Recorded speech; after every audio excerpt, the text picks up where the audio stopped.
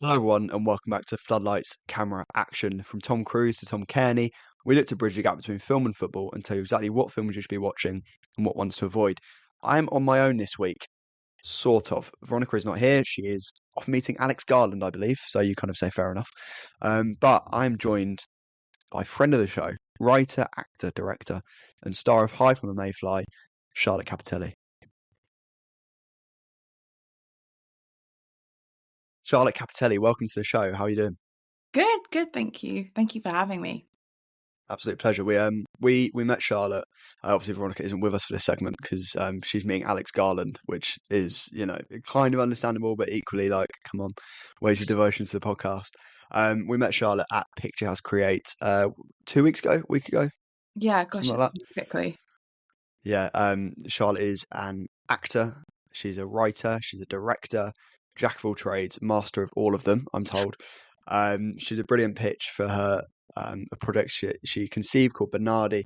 Bernardi, am I getting that right? Yeah. I'm thinking about See, changing so the all of name, the but yeah, cuff. right now that is Well, the working title Bernardi, working title. which was really captivating and really cool. So we have a slate of guests we're going to have coming up, of people we met at Picture House Create, and you were firmly at the top of that list. So thank you for joining us. Thank you so much. It was really nice. We met at a very loud networking bar. I think it was at the members bar or something. Yeah. And so it feels very strangely intimate to now be talking without all of the background shouting. Yeah. And we'll pretend that it's not flipped, and I was actually super quiet at the beginning because I had the wrong microphone selected. So it's very much it's a juxtaposition between the super loud and I remember that night I basically there was free beer and I went a little bit too fast with that, and Veronica messaged me afterwards and I was like, oh, how do we do? Did you enjoy the day? And whatever. She's like, yeah. She went, just slow down ever so slightly next time. I was like, oh, okay. apparently I was just talking at like the speed of light and just talking nonsense. But no, it was a good event. I want to launch right into it. Obviously, this is a film and football podcast. I want to know what your earliest film memories are. Maybe a cinema trip with a family member, or maybe a film you had on repeat as a kid. Well, I was from the childhood of videotapes.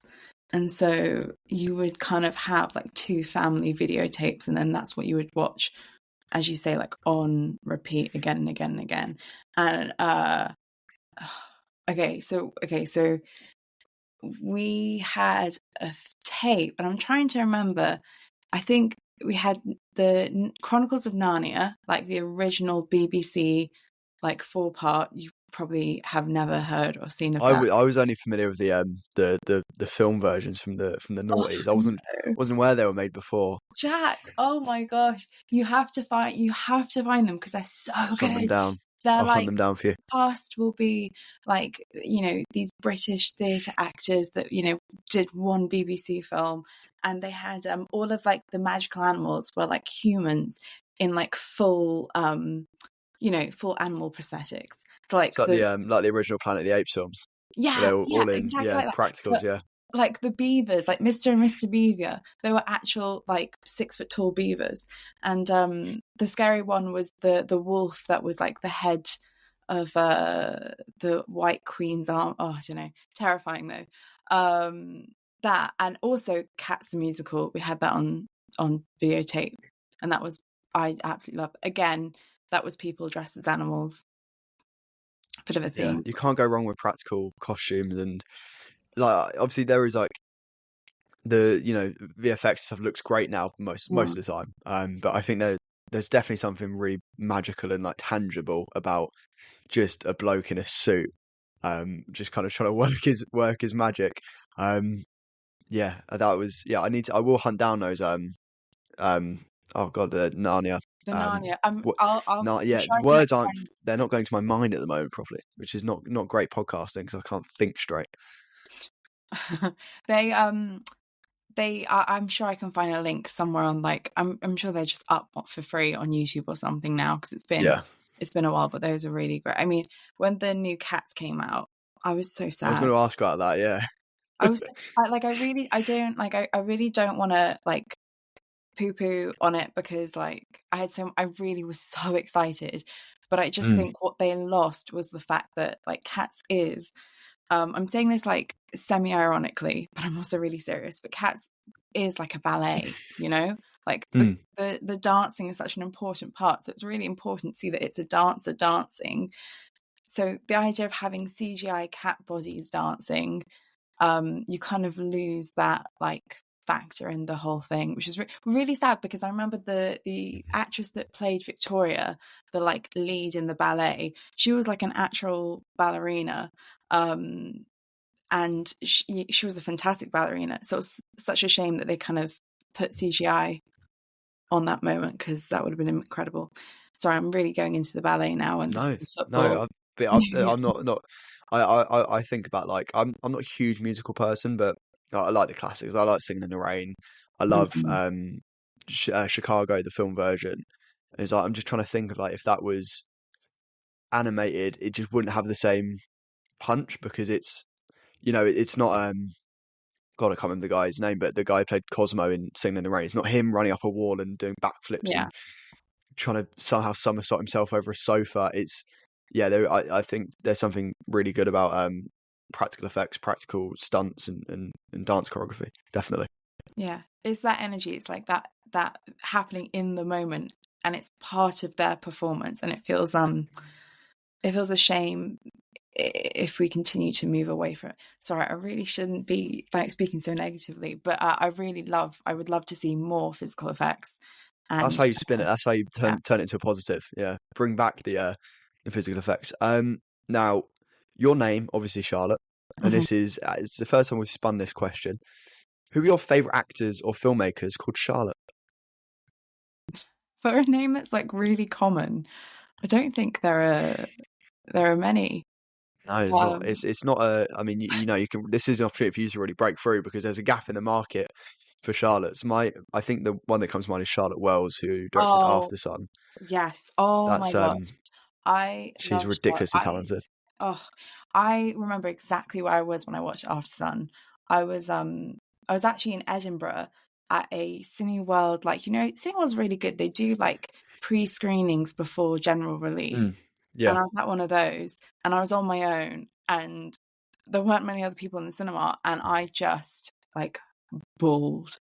Mm. I just cried so much. And it was one of those awkward moments where you're trying to like cry quietly.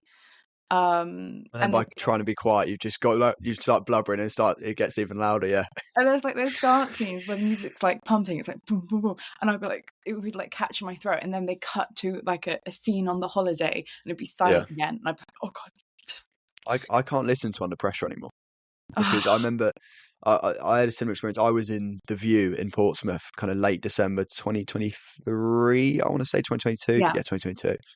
And I went into it. I didn't know loads about it. I knew obviously Paul Mescal was in it, and I knew it was kind of sad, but I kind of just went in with like no expectations really. Um, and I remember by the end, like obviously I was captivated throughout because like it's beautiful cinematography. I think Frankie Corio, who plays his daughter in it, is one of my favorite child performances ever. I think she's exceptional. And mm, then by the time the credits rolled, like I was just a mess. I don't yeah, really cry at films much. I'm not really a crier in general, but like it just I was gone. And then I sat in the credit. Normally, I'm like I do like a sitting there for like a minute whilst the credits roll, but then I'm kind of out 'cause, got to get a train or whatever. I sat there for like 5, 10 minutes, going, yeah, Jesus Christ! taking it in. Oh And god, I've watched it. I've watched it once or twice since, and I don't think I can rewatch it. I'd have to wait even because it's just so brutal. yeah. Yeah, I mean, I that's a good one. Charlotte, I'm really big fan of Charlotte Wells. I watched her. I think she did a Criterion Closet, and she like picked a Noel Coward Mm. uh, multi set or whatever you call them, and That's how she you said get bang like, for your buck, by the way. Is yes, those yeah, like go watch the that. Bergman ones, the before trilogy ones. That's where you really got to you find it's like a meal deal. You got to go for the high value tickets. 100%. And she just started like quoting Brief Encounters, and I was just like, oh my gosh. I can't remember what the quote. It was the one about like how extraordinary it is to be so ordinary, but then to have something as violent as like falling in love. I butchered that, but go and watch her do the The Criterion gist, get the Closet. gist. Yeah, and it's yeah, God, I'm really excited to see what she does next. Yeah, I'm really curious where she goes because she's kind of been like radio silent since After Sun, which Yes. I respect. But she's one of those filmmakers where it's like if she makes another couple of films, maybe I don't think she'll ever make a film as good as After Sun because that's just perfect. It's like decade defining. But if she makes like a couple more films close to that, like she's entering the conversation like some of my favorites ever. Yeah. Just like the raw emotion, and I could I sent so I sent you the questions beforehand, and Veronica was like, "Oh, what kind of questions did you write down?" So I sent her it, and she was like, "That Charlotte question, are you just looking for a Charlotte Wells mention?" I was like, "No, no, me? No, surely not." But we got Let's there in just the end. talk Yeah, about Charlotte Wells. I just love I'm so nostalgic already for like 90s content, 90s noughties content. I want like what was I watching the other day? And it was just like people on Nokias and I loved it. I can't remember. But I just love to see people not on their phones and like yeah, living and just that as well was so quintessentially like that British package holiday. Like it was just so spot on and like what it yeah. feels like to I be a child. reflected quite a lot on my holidays when I was younger. Yeah. It's like, yeah, it just kind of captures like those kind of like 2 p.m. by the pool. You've done something in the morning, but then you've come back and you've kind of you know your family go, right, we'll chill for a bit, then we'll go get dinner, and you know you'll play snooker or you'll have a sunbathe or whatever. And it's like films that just capture like the cultural zeitgeist so well. Oh, It's like it's magnificently impressive. Yeah, I'm glad that we had time to talk about Charlotte Wells. Big she fan. always gets it. I always try and mention her because yeah, I always try and cram her in. Like, I've got my favourite people, and that they're going to get into the podcast, whether it makes any sense or not. Okay. Um, Now I want to go back to your childhood. Yeah. Maybe not childhood, maybe adolescence, kind of what Mhm. that kind of period. Dug myself a hole with that question. Who were the kind of formative filmmakers for you that really inspired your love for filmmaking and acting? Oh. Um Well, I went through a really big mumblecore phase when I was in like my late teens. And so I just like devoured everything that Lena Dunham, Noah Baumbach, and okay, Greta I Gerwig. love Noah Baumbach. He's I oh incredible. I look at like he's such a weird filmmaker because sorry to as I said with Charlotte, Noah Baumbach is another one of my people who I'll try and cram in. He's made some like really like okay like good films, and then he's like Marriage Story, oh, Mayorowitz Stories, so yeah, whatever that film's called, and The Squid and the Whale, yeah, even like Francis Ha, like they're just like incredible films, and he's just like a filmmaker that can like really kind of phone it in, and then he'll just decide to turn it on and be like, oh right, this is one of the best films of the decade, sure. yeah. I and it's funny because I've just been such a big like Greta Gerwig fan, like Mm. but like back when it was hard to I don't know, you felt accomplished discovering this like you know incredible career that she had of like writing and directing and like Frances Ha, that was my favorite film for such a long time. My first short film I ever made was actually a film about you know female friendships in New York and it was in black and white. So I think my influences of that Slightly time. inspired then, yeah. Yeah. Yeah, but I love it so I loved it so much. And I think what it was is it was like these portrayal of like really imperfect main characters in a Mm. time where in the noughties it was all about like it was very superficial and it was all about perfection and like heavy judgment and here's this character that is just so open for the world to judge, talking about Frances Ha um and like kind of seeing the world from her point of view. It's just so fun. Yeah, big fan of that film. Yeah, I think Noah Baumbach, I don't think I can think of a single character in any of his films that are presented as perfect or Mm, even like slightly flawed. Like they're all like really, really messed up in different yeah. ways. Like look at like The Squid and the Whale. He did one with who was it? He did one with Nicole Kidman and I think maybe Jennifer Jason Leigh. I can't remember. Oh, like And Margot at the Jack wedding or something? Margaret at the Wedding. Yeah. Everyone in that film is a terrible human being. Yeah. I watched it a couple of years ago going, Jesus, everyone here is a bit of a wanker, aren't they? Yeah. Um, but he's got a real knack for writing, Noah Baumbach. Yeah.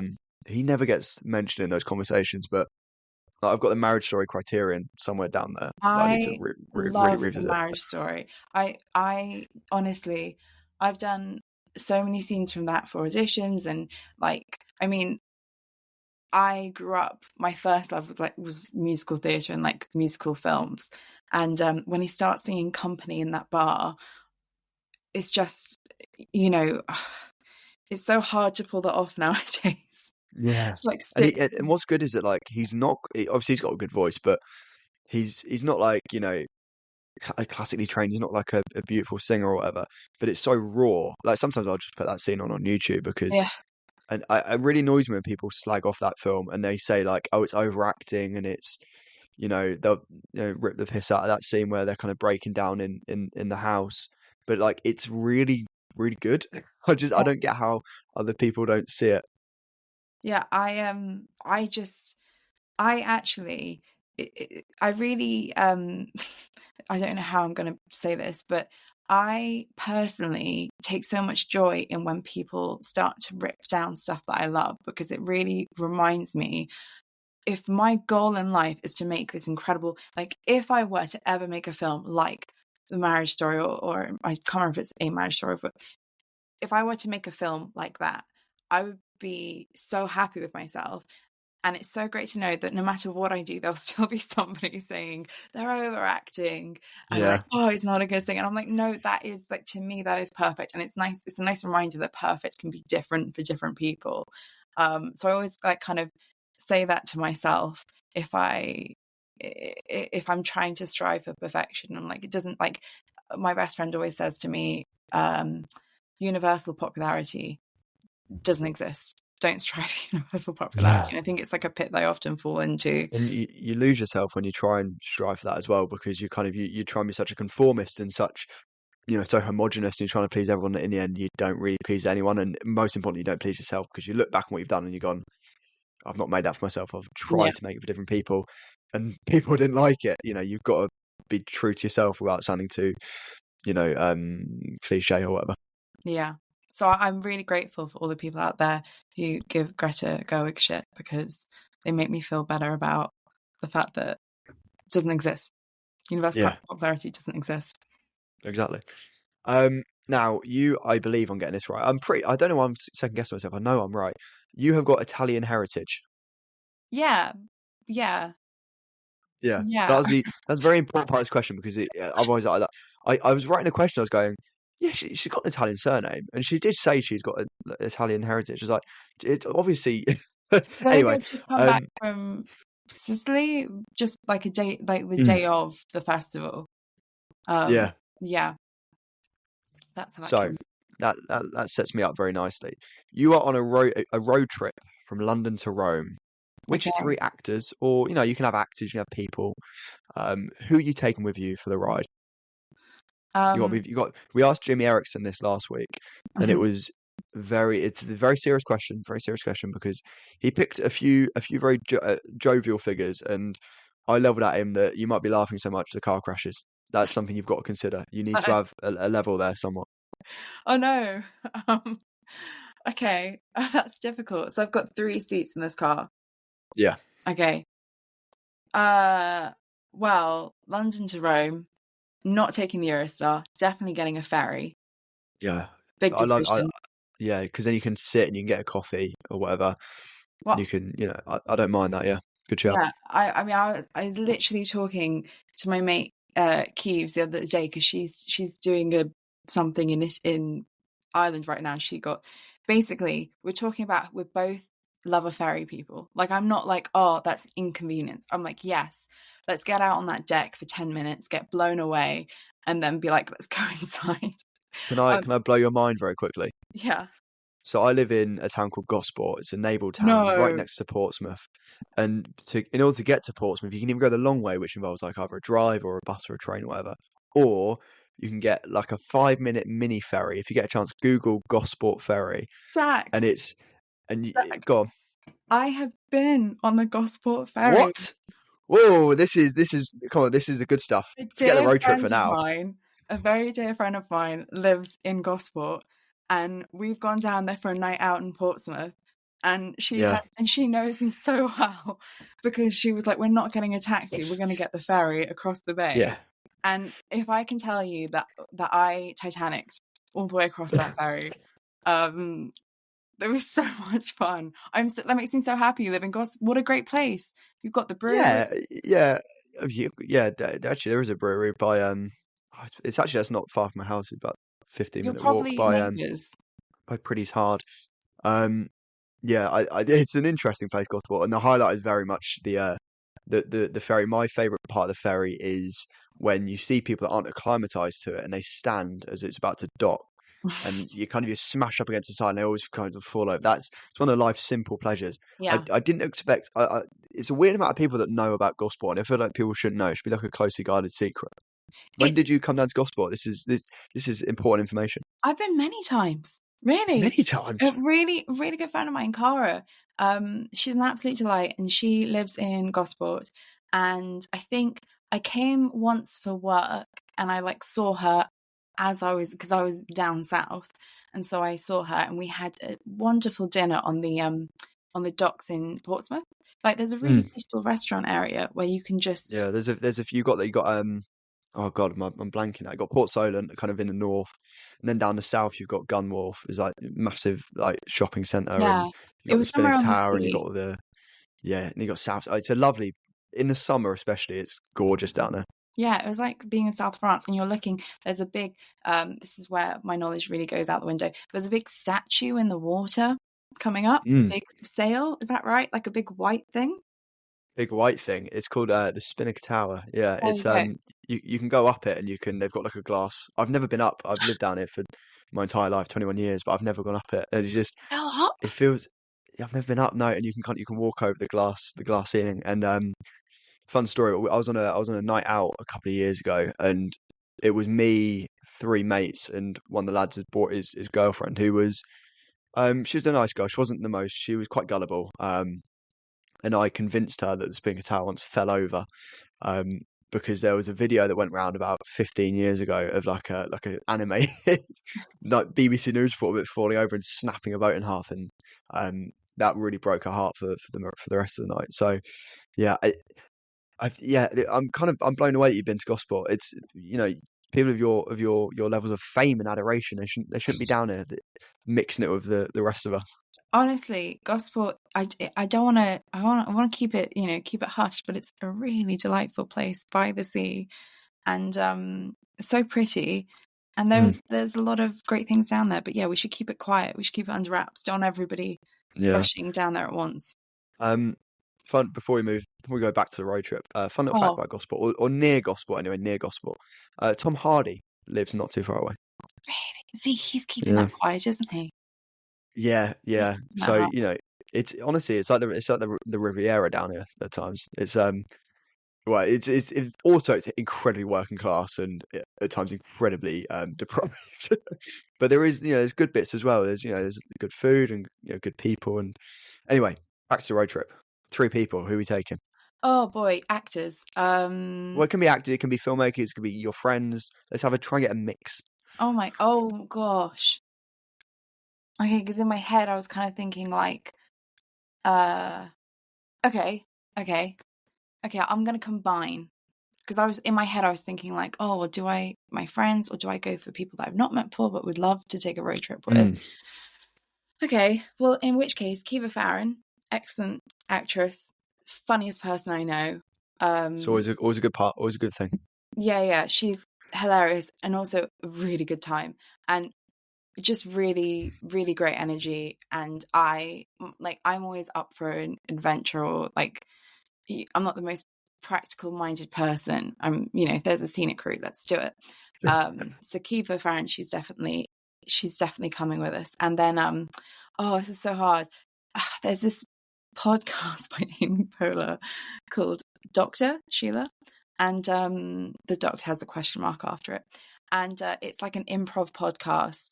And she had Fred Armisen and Maya Rudolph on, and it was just the funniest half hour. I love Fred Armisen. I watched him recently on John Mulaney's got a new talk show. I love John Mulaney, and Fred Yeah, Armisen he was a guest, and it's like I will. I don't often search for things Fred Armisen's on because I like to go, oh, it's Fred Armisen. Yes, It's I and know exactly what you mean. if Fred Armisen, if you're on a road trip and you've got like a seat free and like Fred Armisen turns up, you go, oh my god, I didn't plan for this. What's Fred Armisen doing here? Oh my God. Yeah, absolutely. Oh, just windful Fred Armisen every time. And you know what? Maya Rudolph as well. And then Amy Poehler, she can just sit on someone's lap. She seems Yeah, easygoing. yeah, definitely. There's nothing legally wrong with that either. I'm sure it's all fun. Yeah, once we get across to mainland Europe, it'll be fine. Yeah, it's the last days of Rome. Anything goes. Ironically.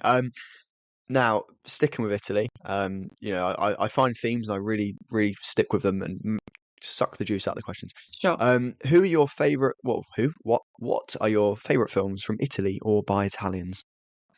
Um, well, love Fellini. I love Lena Wertmüller. Love. I actually recently rewatched Pasqualino Setta Bellezza, which like I was watching it and I was thinking, is this going to hold up? And it was amazing the first half. Then at the midpoint, the lead character violently rapes somebody and you're like, oh no, this didn't. But then in the next scene, he is getting electric shock therapy and repenting for his sins. And it feels like, okay, well, actually, for a film in the 70s, that's not, Yeah, that's as progressively as it gets. yeah. So I love that. And I really I get teased a lot, but I love watching films about World War II and I love watching films that are not necessarily British or American made. And I think that as well, like there was so much going on in Italy during the Second World War. And Yeah, never gets spoke about really, does it? I remember like I used to like not love, but like when I was a kid, I think every lad goes through a phase where he like gets like obsessed with World War Two. And I remember I had like this big book, and it was like from 1939 to 1946. It was like basically not every day of the war, but everything that happened. And you're like, I feel like we're missing a bit of Italy here. Like there was parts, but it was like I feel like there's something else going on here. But obviously, like it gets kind of overshadowed by Normandy and um the Pacific Theatre. So I do like different perspectives on it, yeah, because I yeah. feel like British and American films, they're kind of like you know what you're getting to an extent. Well, I think there are a lot of really great Italian World War II films. And that's one that I really recommend. I mean, there's not okay. Oh, I don't want to talk too much about stuff given what I'm currently working on. But yeah, that film. Don't I've just be pitched careful. like my big idea to 300 people, and just fingers crossed, it doesn't go anywhere. But yeah, I really recommend Jack if you've not seen that. The British name is Seven Beauties, Mm. and Let me write that down on my phone very quickly.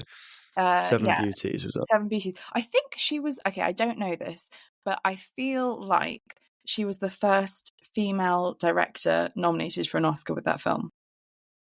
Yeah, she. I've just got it up. Yeah, Lena. I'm not going to try that. Bert Mueller, like Yeah, Veronica. yeah. Oh, perfect, easy. I know. So it's well, let me test myself. Pasqualino Sette Bellezza. Yeah. Close enough. That is on the watch list. I'll watch that very soon. But also, in terms of like a film that might have seen, have you like Call Me by Your Name? Oh, great film. Yeah. Ah, that film. It's not actually, well, I've probably got it like a 7 out of 10. It's a very good film. I need to rewatch it though, I think. It's not my favorite Guadagnino film, but he's a director like a bit like Baumbach, is like I don't dislike any of his films Yeah, really. yeah. They're all either like 7 out of 10 or like challenges I adored. Recently rewatched that and that definitely holds up. I loved. I'm a big tennis. I play tennis. Usually, I've got an ankle injury right now, but usually I play tennis multiple times a week. Big tennis person, and yeah, everybody was really excited for me when that film came out because it was a This film is where your there was film. a constant track of like tennis balls going thwack thwack. So yeah, that was really a special film for me. Yeah, me and Veronica did an episode a couple of months ago where we basically did our own award show, like our own version of the Oscars. And we was like I basically said to Veronica, was like challenges is winning best editing, it's winning best soundtrack. Yeah. Yeah. It's like we ended up, I think Luca Guadagnino got like two nominations for best director or It's something like that.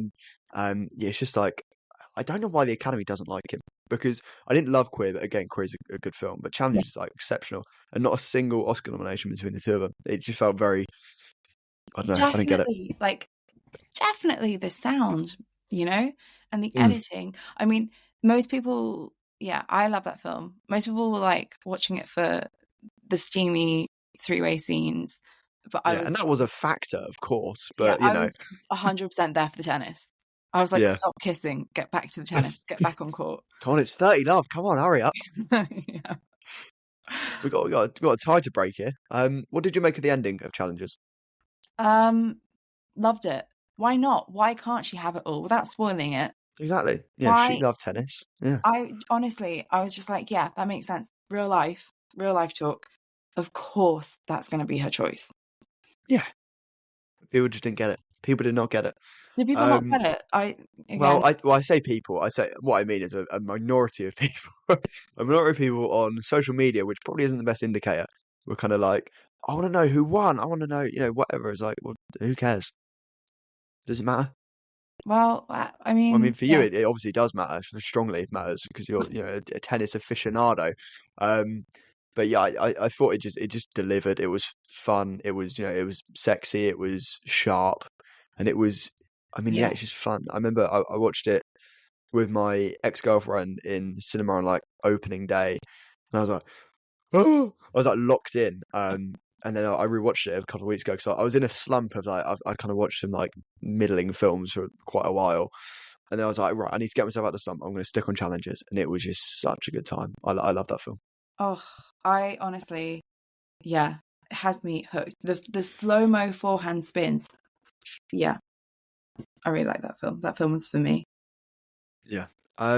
Now your three favorite films of all time. I should stress it's not four because Letterboxd they could sue us. They probably won't, but they could. So we have to be stringent, and it is your three favorite films of all time. That's really, really hard. Yeah, it's harder than four, isn't it? Because four you can kind of like go, oh, I love these three, but I've got this honourable mention as well. There's no Yeah. room for honourable mentions in this fair podcast. Oh, that's so hard. That's so What hard. you could go first three that come to mind Okay, if you're first that struggling. comes to mind. Okay, School of Rock. I don't Great care if film. it's corny. I don't like. When are you ever going to watch School of Rock and not enjoy it? I don't Like think it is corny. I I think it's incredibly heartfelt, very funny. And yeah, I'm not sure I'm not sure I'd call it corny. I mean, sure there might be corny elements, but yeah, it's your favorite film. It's not mine. I'll shut up. I've got a tendency to just yap, so I'll let you take it away. no, I just every time I watch that film, I'm like, yeah, remember that this is your favorite film Mm. because it just is. It's so Jack everything. I'm like Joan Cusack. Oh my god, I love Joan. Okay, so I'm glad that I've remembered School of Rock, and then probably just think about films I can just keep watching again and again. Everything Everywhere All at Once makes me cry every time I watch it. Every time I watch it, I cry and I fall in love. And every time I watch it, I get more like each time I watch it, I fall in love with a different person's performance because every single character has such incredible performances in that film. Even the small roles as well. Yeah, even those googly eyes. If you watch Yeah, it enough times, you'll see that they're really working. They weren't paid much, but I'm sure they delivered on that performance. And they went, no, I'm in this for artistic integrity, not for pay. And look, they moved. They were emotive. The Rock was good. What more do you want? ugh, and the sausage fingers, And the sausage, can't forget the everything. sausage fingers. I do spend a lot of my time telling people to watch Everything Everywhere All at Once, regardless of whether they ask to. Sorry, that is a That background, I'll cut out the background noise. It'll be fine. Don't worry about it. Everything Everywhere All at Once, 100%. And then I guess okay, I usually like very happy films, but like Parasite is just to me like the perfect film. It's one I'm yet to watch. It's yeah. I'm so I mean, excited for you. Yeah, that's what I He, quite like. I yeah, like. There's loads of films I've not watched. Like we'll get to cinematic blind spot shortly, but I've not seen like The Godfather or The Godfather 2, or I, like Parasite. And it excites me because like I'm trying to hold off because there's only so well obviously there's loads of films, but yeah, there's only so many like top films. So I'm quite excited to like pick a moment where like I'm really in a good mood and I can whack on Parasite or whatever. yeah. Oh, it's so good. Yeah, I'm just thrilled that you have that ahead of you. Um, so good. I mean, yeah. I also spent a lot of, well, I did spend a lot of my time last year in 2024 telling people to watch Honora. And now it kind of feels a bit like I'm really happy. Usually my favorite films don't win the Oscar, so I'm really Mm, happy that Nora won the Oscar. But I also kind of feel like, oh, I'm no longer alternative telling people to watch this yeah. like small comedy that was Mm, just I really, really spent a lot of time telling people to watch Nora. yeah, that is a very good three. I remember just I used to be quite good at like I like music. I'm not like a huge music guy. Like I can, I'm not as much as a big music guy as I'm a big film guy or a big football guy. But there was a band, there's a band called the Lathams, Lathums. It was like an indie rock band, and I remember in 2018, I think it was, they had one single out, and I said to my mate Jack at the time, he's like a great musician. I was like, this is the band you're gonna look out for. This is the band, and now they're like, they're not like massive. They're like, they sell out tours very easily, and it's like, but they're not my. I don't even listen to them anymore. Yeah, So if I can't be Indian alternative, then none of you can. I just I push you away. I push you away. So yeah. So to clarify, your top three was not Honora. Sorry, it was School of Rock, Parasite, and what was the other one? The everything middle one. everywhere all at once. Everything Ever All at Once. That is Yeah. a very good three. Now your most recently watched film. What was it, and what are your thoughts on it? Could be good, could be bad. Yeah. What have you seen recently? What have I seen recently? Oh, I can't remember which one's the most recent. Um, okay.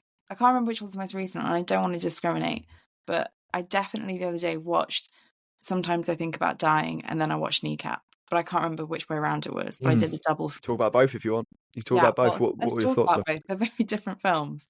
I've seen Kneecap. I've not seen the first one yet. It's on my list. It's another one that's just on my list that's just will get watched at some point. So If you're a this is your opportunity fan, to sell it to me. yeah, I mean, if you're a fan of Noah Baumbach, I feel like Sometimes I Think About Dying, I thought it had just come out, and it turns out it came out, turns out it was like 2023. So it's Mm. really not, I thought that I just missed it in the cinemas um, when I watched it, but I had not. But it is, I feel like Mumblecore is making a comeback with this one. It's so good. And it's just like a very quiet but impactful film about about a couple with social anxiety works in office. Like I don't know, like I feel like a lot of people will see It's themselves. a universal kind of not a complete, like, but a more universal experience that everyone can kind of take something from. I think so, but maybe I'm like an anxious girl, so maybe that's just me. Maybe Everyone's I'll got a watch bit of it it and in be them. like, what? Yeah. But Sometimes Think About Dying is so like so delicately told as well. Like the performances in that are so good. Um, yeah, and the funny thing is, I watched The Goonies for the first time not long before, and so I was watching this film, and they're both like set at the same docks, like it's the same location, and I was thinking like, oh, this feels very familiar, and then after I watched it, I realized it's the same location as The Goonies, which feels I love crazy. it. I love it when I see stuff like that, and I've not Yeah, like. Sometimes you get it, like you'll see it on like a TikTok or whatever, and it'll be like, "Oh, these films are filmed at this location." But when you find one organically, you're like, "I'm clever. I've just got something here. I can recognize filmmaking geography." yeah. I mean, there is no pirate ship in Sometimes I Think About Dying, I Well, should what's the say. point then? So, well, I'm not going to watch it anymore because I was only in it for the pirate ship. You let me down there. Oh, but Kneecap as well. Like, what a film! What a film! Yeah, I love their music as well. I try and listen to them a little bit. I love what they stand for as well. I think that was in mine and Veronica's top 10 for last year. Again, like if a film's got good editing and it's got energy, a bit like Yeah, Challenger, very different films, but in that sense. I think you're going to hook me very, very quickly. Yeah. Oh, that was a great film. Now, I've admitted big films I've not seen on this podcast many, many times, and it's like Chinese water torture at this point. It's just slowly dripping, reminding me that I've not seen The Godfather still a year into this podcast. But I want to know, what is your biggest cinematic blind spot? So, what's a massive film you've not seen yet? Oh, well, I'll tell you, I only watched The Godfather 1, 2, and 3 like last month. So there's hope for us yet. Yeah, I was in Sicily and I was like, wow, I'm just When in Sicily, do as the Sicilians do. Yeah, yeah, watch The Godfather. yeah. Uh, and okay, well, there's so many things I've not seen. I've never seen Citizen Kane. Yeah, it's technically very good. It is a little bit boring at points, but you should. There is things in it, and you go, "Oh my god, how did I do that in like 19, whenever?" Not lucky. You're not massively missing out, but for the filmmaking Mm. aspects, maybe you are a little bit. I've also Yeah. not watched a ton of Marvel films. I saw the Yeah. one that was which one did I see? This is where I'm gonna because I'm gonna say something that's like not Marvel, it's like a different universe. But I saw the one with Octavia Spencer and Melissa McCarthy. Oh my gosh, I hope it's those two. I feel like it was those two because like they're great friends, and I was like, oh, that's so great, they're making a film together. But I saw that and that was really funny.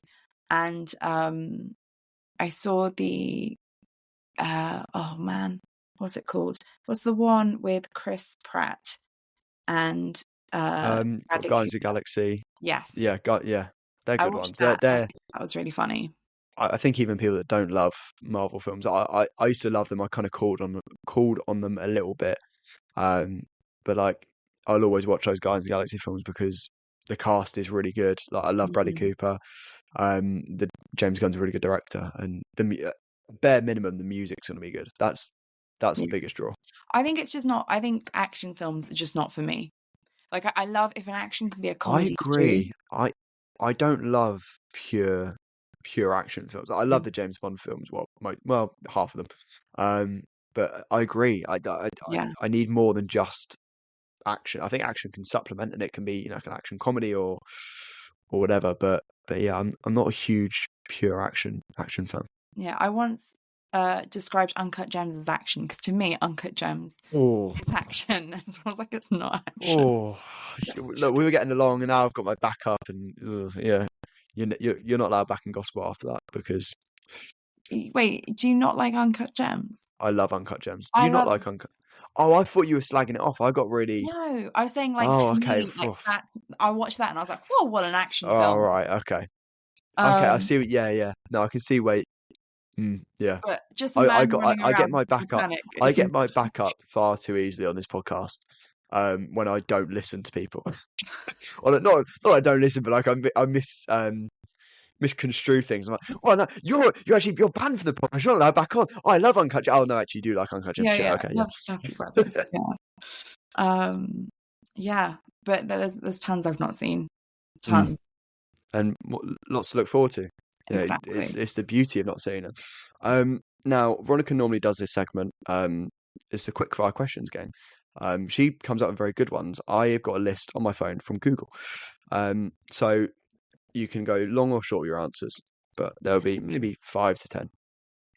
What was your first job? First job. Why am I taking so long to think about this? I was working in a kitchen, in a pilot kitchen. Nice. What's your favorite animal? Lobsters. Lobsters. Care to elaborate? I Or no elaboration? I don't think you'd get any further clarity if I did elaborate. They're like my spirit animals. Nice. What was your favorite subject in school? I love sports. I loved PE. Yeah. And tennis, obviously, it was Yeah, but I anything had to tennis. really Yeah. hide it because it was the least coolest thing in the world as a girl to like PE. I felt like in my school.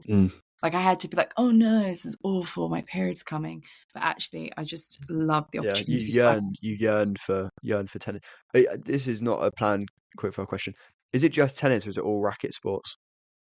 I come from like a racket sport family. It's like my dad is like a big squash player. It's like the Royal Tenenbaums, just loads of racket players.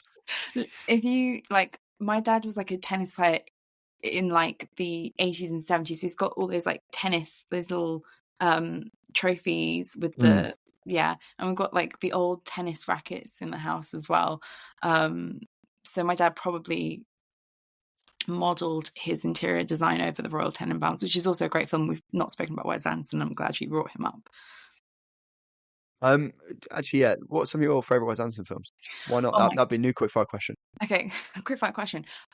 Moonrise Kingdom, but all of them, right? All of them. This Like can they, be slow fire questions if you want time. We can. Have you seen all of them? I think I have, Mm. and I think they're all just incredible. Like I watched The Life Aquatica for the first time I was last just year. about to ask you about that because that's a film for me that never gets the love it deserves. But I think it's so brilliant. Like it's so heartfelt, and Bill Murray's great. And there's a guy in it called I can't remember Sir George or whatever his name is, Portuguese guy I think, Yeah, and he's just singing like David Bowie covers, and like it's never explained, but it's so heartfelt and lovely. and it's just like, and the way that it was written, the way that in like the final act they do the Great Escape, and they go in with guns and bombs. It's just it really is so good. It makes me so happy that there was a time where someone was like, yeah, let's pay for that. Yeah, I feel like that stage of Wes Anderson as well is like you had Life Aquatic and the Royal Tenenbaums and the Mm, Darjeeling Limited, which yeah, I adore. Like there was they're not my favorite Wes Anderson films, but that's that kind of like what was it? I guess like 2000s kind of time.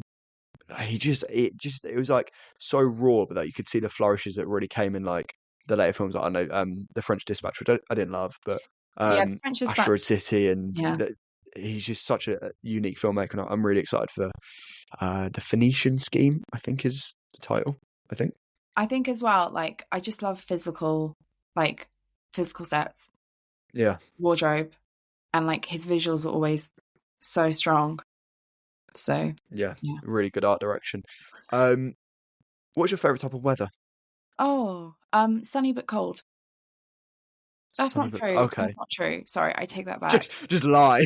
I take that no, because I feel like I really need to take that back because recently I've been trying to go sunny but elbows and knees out. Like that's my Mm, favorite weather. It's like not so hot, but just elbows and knees in the yeah, sun. I, I'm I'm like shorts all year round, unless it's like belting it down with rain. I try and get legs out whenever I can, whenever possible. Mm. Um, the worst weather is rain. I cannot. I'd Yeah, rather have like -2 than 5 degrees and rainy. I yeah, hate it. Who yeah. wants? I don't want to be so wet through. That's not fun. Um, Now, last question. Hmm. Were you afraid of the dark as a child? Yes, yes. Petrified or Oh, because so I scared. where's the level? I mean, We need to investigate. okay.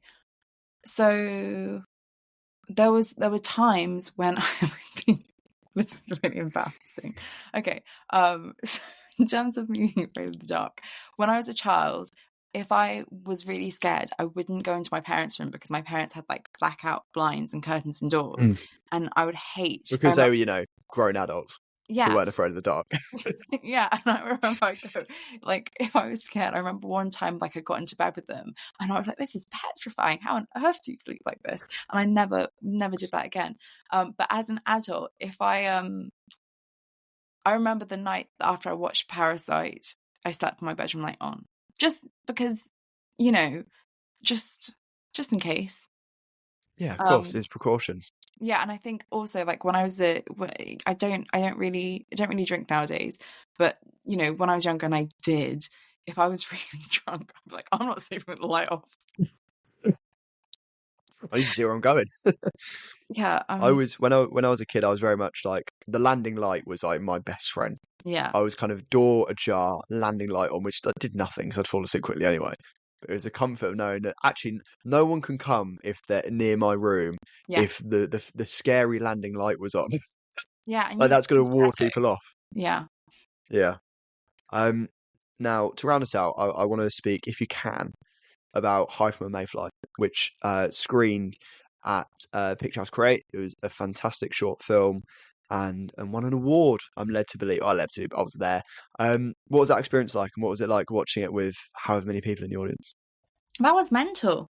That was really crazy because it was a lot of people. It was a really that's like it's probably the biggest in terms of like the screening rooms and stuff. Probably the biggest film festival I've Mm. been to, and it was and I kind of thought the last day of the festival, not everybody will stick around, but I feel like it was really, really busy. Yeah, yeah. But you'd got used to it at this point because you'd had like 8 million people watching you pitch Yeah. at the day before. So at that point, it was just like water for ducks back at that point for you, wasn't it? One though, I thought like, oh my God, everyone's gonna be so sick of me now. Like day 3, and now Yeah. my face is gonna be, Oh gosh, she's back again. yeah. Oh, what does she want? But it was no, it was really lovely, and and my parents actually came to that screening with my brother, Tom, and that was so lovely because we had something like the hour before, and then we had that, and then straight away afterwards there was the kind of the after Believers, yeah, party yeah. that I was that fair enough, the reason fair enough, but they weren't allowing guests into the after party. Mm. And so they came all the way from the southwest just to come and, watch that screening, which was so kind of them. And yeah, it was I wouldn't say I ever enjoy watching myself on screen. That was a question I was going to ask actually. Yeah, we asked James McArdle that a couple of weeks ago, and he basically said it was like an assault on the senses. Yeah, it's really awful. It's like it's really awful, and I've actually trying to work on that with myself a bit. Mm. And I feel like this film is kind of the best place I've ever been with it, which sounds so ridiculous, but I find it really, really hard. I find it hard, like, not to just sit there with my eyes closed and like my Yeah, fingers in my ears. I can't listen to myself back. Like Yeah. when I have to edit this, I've got really quick at editing because I don't want to listen to myself. But that's I'm the same with self tapes. It's not good. I should be paying more attention. But yeah, it was nice. And what was incredible is the other films that were there. Like, oh my God, the Yeah, I selection was of going to film. ask about that. What were some of your favourites? I loved Hunt. That was Yeah, brilliant. that Little was great. teaser. We've got Talia, the director, coming on in the next episode, I believe. Um, Oh, so amazing. I that want to know how that they was met Mr. Hunt. Is it yeah Freddie Hunt. Yeah, that was a great one. What were some others you loved? I loved I'm not gonna remember the names because I'm just tired. I'm so sorry. But That's all right. uh Was it the dog one? I feel too nervous. Oh yeah, obviously. Obviously I love the dog one. That dog Um one's the highlight of my entire festival. When it yeah, spoke on stage, that was it was euphoric. incredible. I want to say, is it Varta who did the incredible one that was about Yeah, about Ukraine, right? yeah, Yeah. she was so cool. Oh my God. She Let me was try and find the name of that. I wrote it down somewhere. I took a picture of my little voting card. yeah. Who'd you vote for? No, yeah, I can't. But also, I I can't couldn't. remember who I I could voted for not now. But that was possibly say. really, really good. I Forgotten remember Roots. watching Forgotten that and Roots was just that one. sorry, you You clipped okay? out there for a moment. Oh, Oh, we all good? We back? yeah, yeah. Sorry, Okay, sorry. What was that's it? all right. Forgotten Roots. Yeah. Forgotten Roots. But again, the visuals, like Mm. it was a great narrative of how she told her story, and it was beautifully done. The script was really great, and it was funny and it was touching, but like the visuals of how she put together that footage with her collage, it was incredible. So that film was really, really great. I mean, like, I loved all of them. I loved the one at this is awful. I feel like I need your voting script in front of me because I Do have you want me to run you through the names? yes, please. So we had Inappropriate, Yeah, Forgotten Roots, OK/not OK, Hunt, and then if I flip it, Hello, which was very funny and very short, Eric, which is about a dog, Hi from a Mayfly, and The Future Can Be Yours. It's a very Okay, strong selection. so such a strong selection, which is absolutely what I'm so grateful, and I think Mars is fantastic. But like, what a compliment to be selected amongst such a. I honestly, I thought it was a really good selection. So let's go. So inappropriate. I love that. Amazing. I kind of almost feel bad for them that Adolescence came out at the same time because Yeah. like it's basically Adolescence if it was told in a short film, but also Adolescence is like the most successful thing on Netflix ever, and this short was beautifully done and like really picked up on something that not many people know about. I felt good. I felt knowledgeable watching it because I'd seen Adolescence, so I've been introduced to So the a idea of companion the piece. appropriate adult. And then Okay Not Okay, fantastic. What I Yeah, love, so I met the sound engineer of that afterwards. yeah, Basically, I couldn't work out how to use the bottle openers that they provided, because they had like a weird flippy bit. And I was trying, and then the sound engineer came up. He was like, "What are you doing?" He like taught me how to do it, and then we got chatting, and he was like, it. And then I followed the director on Instagram and got chatting to him. He's great as well because yeah, like it's so good when like obviously like the film itself is great, but the team behind it is just so lovely. I think that always adds to it. so they were so nice, and I think I met the sound director as well afterwards, and we were talking. But yeah, they were so brilliant, and I hated Beau's Afraid. I hated Beau's Afraid, but all the things I liked about Beau's Afraid, because I liked it. They really captured. I was speaking to them about the work that they did to create that environment so realistically and like really tell that narrative and the emotions of it when they're just filming it in one room and they don't go to the outside world. And I did say to them, what I hated about Beau's Afraid is the outside world. So that first Yeah, part that again, makes that part in the like in the apartment and Beau's Afraid. I like yes, Beau's Afraid. I didn't love it, but I think it would have been really easy for OK Not OK to end it by stepping outside. yeah, And it would have been like, okay, sure, whatever. But they didn't. They really committed to it. I think the set dressers deserve so much praise. Like to have it for the people that haven't seen it, it's one shot essentially from a television screen into a living room. And it's a woman and her partner. I won't give too much away. hmm And it's just kind of chopped up footage of them living their life and kind of shit's happening on the outside. It's a bit dystopian. Yeah, it's brilliant. Yeah. I thought it was so great. I loved Hello. Hello was so funny and Yeah. so, and as soon as it finished I was like, man, that is a tight script. Yeah, that and And really well directed as well, like quite yeah, well shot. Bear in mind, it's just in a phone booth. That is how you deliver a punchline, by the way. It was kind of a weird feeling because I was like, it kind of cut to the credit. I was like, oh, we're doing like an opening credits thing. It was like, no, that's that's it, and that's it was short film. perfect. It was Yeah, so funny. and the shorter, I feel like the shorter your short film is, kind of like the more, it's a real art to get it down. But yeah, Hello was a brilliant short comedy. And Eric, hilarious, brilliant acting by the dog, Yeah. top notch. And then obviously Um, the best one, High from a Mayfly, of course. yeah. Well, no, I'm going to make a joke, but I sound like such an asshole if I make that joke. But yeah, Hi from Mayfly. What a special film. It's really special to me, like kind of that theme of grief and I feel like with me, right, my relationship to grief, like when I experienced it the first time as a child, it was incredibly hard to grasp the concept that life was going to keep on going without that person who meant so much to me and really provided so much love in my life.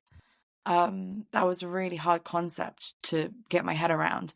And I clashed with a few people who were going through the same experience as me, but trying to understand how it could look so different on different people. And then I think like the older you get, the more kind of like survivor. I'm being very dramatic, but when you lose a loved one, it does feel a bit like, okay, I have to keep going, and my life can't end. And that story was I was just so moved when I received the script, how delicately, but also how Miles had that concept, and he also had the concept of, okay, if you have to teach somebody what the best parts of life is and what humanity is in 24 hours, what are the bits that you take and what are the bits that you leave? And I thought that was really, really special. Yeah, And it so was I so just funny as well. Like, obviously the script itself was really good, but there was also moments where like you and Miles are just walking through London, and the public are just kind of like around you always seeing. It's like I think you spoke about in you kind of did like a mini interview after the screening. Like there was a bit of improv in there, and yeah, you kind of just battling not battling the conditions, but you kind of you're kind of just adapting on the fly to yeah. what it was like. It He was had a so really incredibly moving. Oh, no, thank you. I mean, he had like a really strong kind of spine, and like it was, everything was written. So there was no need to add improv. But then it was kind of like when we were out in the wild trying to shoot these shots, um, there were moments where we're trying to shoot in Piccadilly, and and I have my script of things I'm supposed to be pointing out, but we just kept on getting blocked by it. So it just ended up being like me saying, and then a massive double-decker bus completely blocked the entire shot, and I was like, and that's bus. And I'm so happy that I made it in, because at the time, That was what I forgot that line, but as soon as you said it, I was like, oh my God, yeah, that was like, because as you say, it's like, it's so heartfelt, but also like, you know, almost like, before sunrise and before sunset, where you're just walking and talking, yeah, but it's so funny, and yeah, it was more than deserving. Yeah, I think that probably wraps us up nicely. Charlotte, thank you so much for joining us. That was an absolute pleasure. Feel free to plug anything you want to plug. Maybe that's a project you wanna mention, or social media you want to promote. yeah. Well, I don't know where. Well, keep an eye out for where Hi From A Mayfly will next be screening. I know that there's the film I worked on, directed by Natalie Spencer, that is an incredible film. If you're in Italy, if you're in Sicily, that's going to be in the cinemas on the 22nd of April. And the 29th in April in Palermo and Catania. That's probably a very small group of people, though. I'm sure our in-depth Palermo-based fans Yeah, will really, yeah, they'll lap that up. yeah. And so that's, yeah, Hunger. But yeah, I'm on Instagram.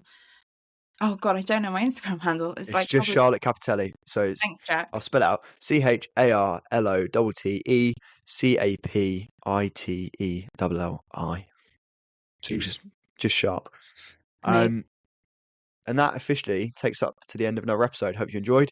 Make sure you follow us on Twitter. It's at FloodlightsPod, probably. Letterboxd, myself is J Hancock46. I got it wrong last week. Veronica is Slowed Panda. Our Medium page, Floodlights, it's all in the description. And Instagram's down there somewhere as well. We'll be back next week. But until then, keep watching and keep consuming.